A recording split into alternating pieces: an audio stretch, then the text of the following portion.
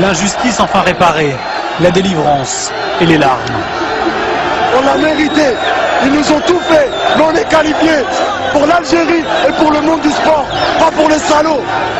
Agressée en Égypte, l'Algérie vient de prendre une éclatante revanche. Elle est qualifiée pour la Coupe du Monde.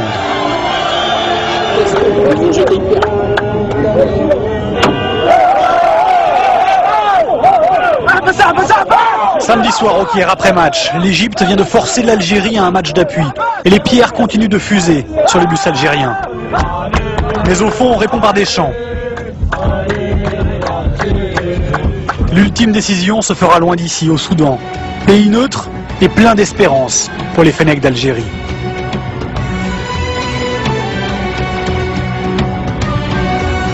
On a perdu le match, on s'est fait caillasser après le match.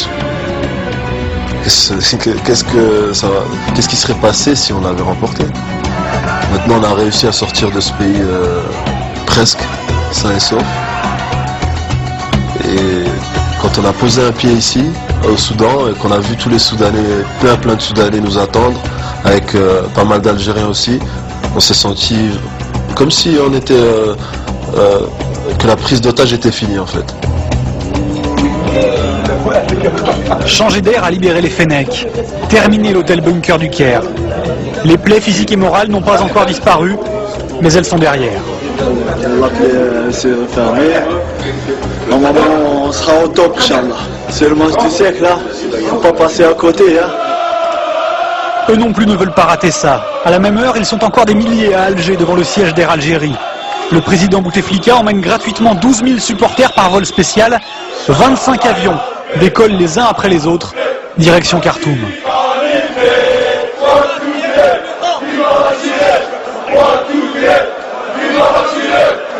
D'Alger, de Paris aussi, la colonie algérienne arrive des 4 coins du globe avec ou sans billet pour assister au match. Des milliers de kilomètres, 86-89, on a rien, au moins, j'espère, on aura au moins des billets pour assister au match. On vient de Lille, on vient de la France, on vient d'Algérie, on veut des billets pour regarder le match. Partout.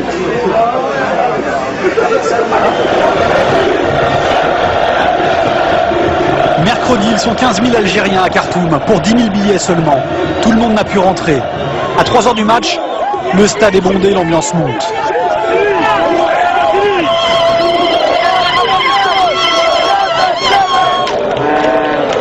Un stade méticuleusement divisé en deux. Supporters, journalistes, vestiaires algériens d'un côté, les Égyptiens de l'autre. Image insolite et presque troublante. Les joueurs arrivent sur la pelouse, chacun de leur côté. Ultime réponse aux provocations, les Algériens tournent le dos à leur adversaire pour chanter leur hymne. Le ton est donné. Il leur faudra ensuite 40 minutes pour trouver la faille et le reste de la soirée pour savourer ce but qui les propulse au paradis.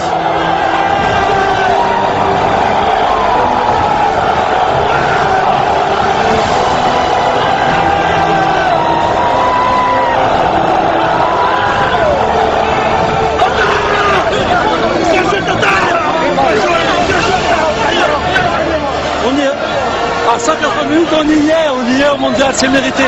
Après ce qu'ils nous ont fait, c'est rien ça, c'est rien par rapport à ce qui se passe. C'est rien. Vive l'Algérie!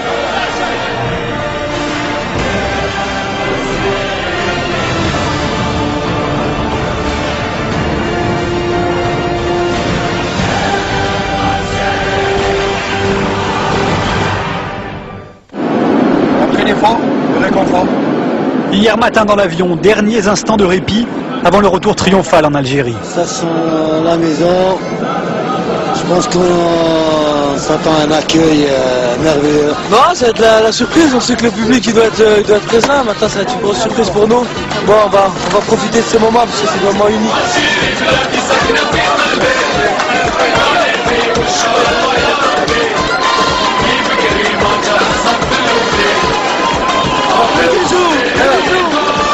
Elle est au pays, mon pote, elle est au pays. Fanfare, fleurs et tapis rouge. L'Algérie n'a pas encore gagné la Coupe du Monde, mais c'est tout comme.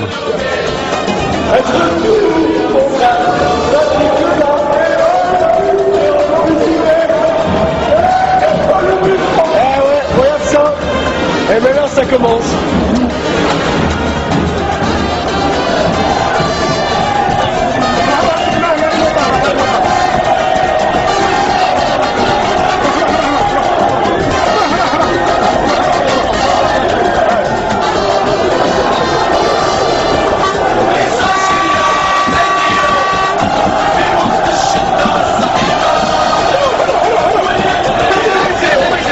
Il faudra 3 heures pour effectuer les 15 km entre l'aéroport et Alger. Des scènes de liesse jamais vues depuis l'indépendance.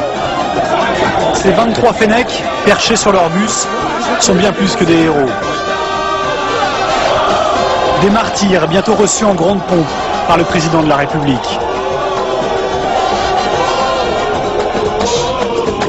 Dernier honneur avant de pouvoir réaliser enfin que l'Algérie est 24 ans après de retour en Coupe du Monde.